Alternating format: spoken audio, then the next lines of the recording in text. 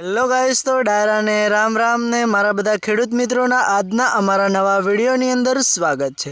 તો મિત્રો, આજે આપણે વાત કરવાની છે એરંડા 1 વીઘાની અંદરથી કેટલો ઉતાર આપે છે અને ખેડૂતને શું ફાયદો થાય છે એ વિશે આજે આપણે વાત કરીશું।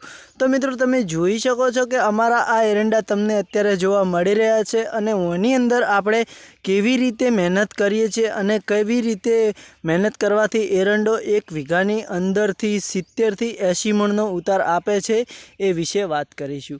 તો કે મિત્રો, પહેલાં તો આપણે ઓની અંદર કયા કયા ખાતર નાખ્યા છે, પછી કેટલા સમયે પાણી આપ્યું છે એ વિશે વાત કરીશું। તો મિત્રો, તમને આ એરંડા જોવા મળી રહ્યા છે, એની માળો કેવી છે તમે જોઈ શકો છો કે ઓનો જે માળાનો જે છે અત્યારે એકદમ સારી છે, વિકાસમાં બહુ સારા એરંડા છે અને ડાલે પણ બહુ સારા પડ્યા છે। અને જે આ એરંડા અત્યારે તમને જોવા મળી રહ્યા છે એની અંદર ફરવાની જગ્યા નથી, એટલે કે આપણે અંદર જવું હોય તો પણ અંદર જવાની જગ્યા અત્યારે જોવા મળતી નથી।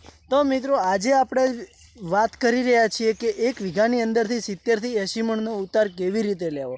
તો મિત્રો, કે જે અત્યારે તમને આ એરંડા જોવા મળી રહ્યા છે એની અંદર પહેલાં તો આપણે, એટલે કે મેં ખુદ મારા ખુદના ખેતરની અંદર એરંડા છે। તો મિત્રો, ઓની અંદર સૌથી પહેલાં તો આપણે જે કે ડીએપી જે ખાતર આવે છે, આપણે 1450 રૂપિયાની થેલી હોય છે, 2.5 મણનું જે ખાતરની થેલી આવે છે અને એ આપણે ઓની અંદર નાખી છે। એટલે કે આ 3 વીઘા એરંડા છે ને એની અંદર આપણે 2 થેલી યુરિયા નાખ્યું છે, પેલા ડીએપી ખાતર નાખ્યું છે। અને પછી ડીએપી નાખ્યા પછી એટલે કે ડીએપી જે ખાતર આવે છે એ જમીનની અંદર દાટવાનું હોય છે મિત્રો।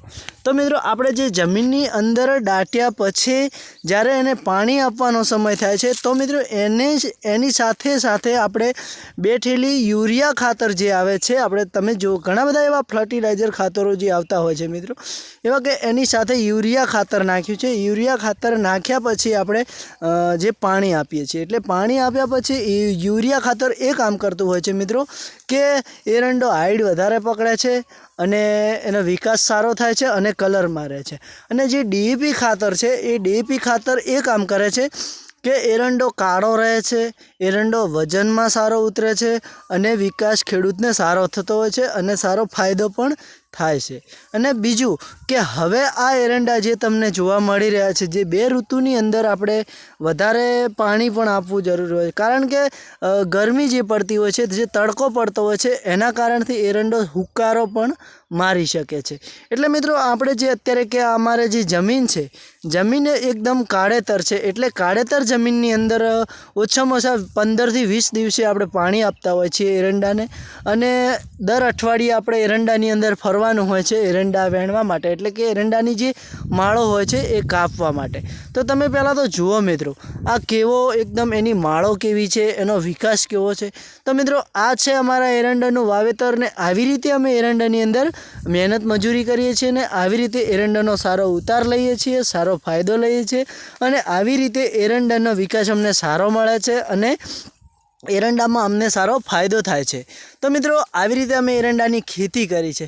તો મિત્રો, કે તમે વિડીયોની અંદર નવા હોય તો અમારા આ વિડીયોને લાઈક કરી લેજો, ચેનલને સબસ્ક્રાઈબર કરી લેજો અને તમને અમારી આ ખેતીવાડીનો વિડીયો કેવો લાગ્યો એ એક કોમેન્ટ કરી દેજો।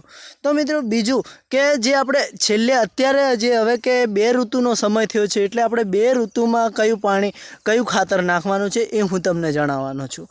તો કે 2 ઋતુના ટાઈમે, એટલે કે અત્યારે આ જે ઠંડી ને ઉનાળો બંને મિક્સ આવે છે એ 2 ઋતુ કહેવાય। તો અત્યારે આ 2 ઋતુમાં આપણે જે કે અત્યારે જે ખાતર નાખીએ છીએ એનો વાત કરવાની, એટલે કે સલ્ફેટ જે ખાતર આવે છે એનો ઉપયોગ કરવાનો છે। તો કે સલ્ફેટ ખાતરનો ઉપયોગ કરવાથી શું ફાયદો થાય છે, તો કે સલ્ફેટ ખાતરનો ઉપયોગ કરવાથી ફટાફટ આપણે એરંડો વેણાવવા માટે આવે છે, એકદમ એની માળો જે હોય છે એ હુકારો મારતી હોય તો એ હુકારો ના મારે અને એરંડાને મજબૂત રાખે છે અને એની જે અંદર જે ઘણી બધી માળોની અંદર જે દોણા જે ઘોટા હોય છે એ પોલા રહેતા હોય છે, તો એ ભરેત થતા હોય છે, એ કામ સલ્ફેટ ખાતર કરે છે। તો આજના વિડીયોમાં મિત્રો આટલું જ। આ વિડીયો તમને કેવો લાગ્યો, સારો લાગ્યો હોય તો દિલથી અમારા વિડીયોને લાઇક, શેર અને સબસ્ક્રાઈબર કરી લેજો કે જેથી કરીને સૌથી પહેલાં અમારા વિડીયોની નોટિફિકેશન તમને મળી જાય। તો જય માતાજી મિત્રો, આજના વિડીયોમાં આટલું જ।